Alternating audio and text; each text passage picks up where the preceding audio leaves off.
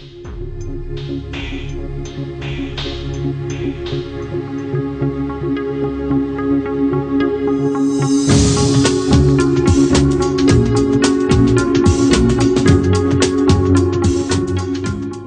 our next guest is Sadia Khan. She's on the board of various organizations. Thank you very much for being on the program. When I look at your resume, you're on the board of Kashf Foundation, HBL Asset Management, First Microfinance Bank. You've also worked for the SCCP.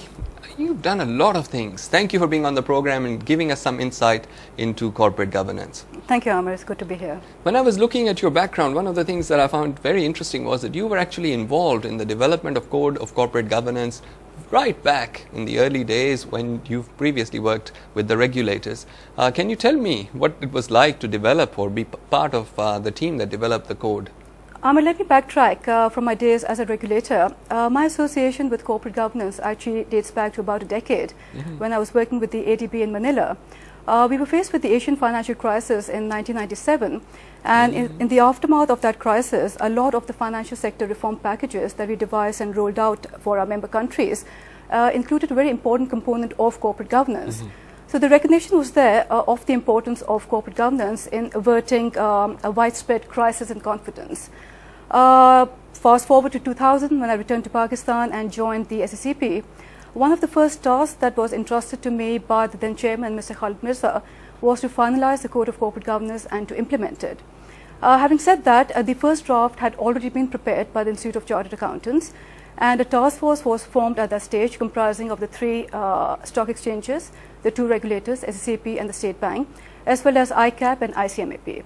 Okay. And the task was really to take this forward, to hold public consultations and to take feedback and then to finalize the code. So we had a series of workshops and seminars in Lahore, Islamabad, Karachi, and a lot of the feedback that we got from the public was incorporated into the final draft.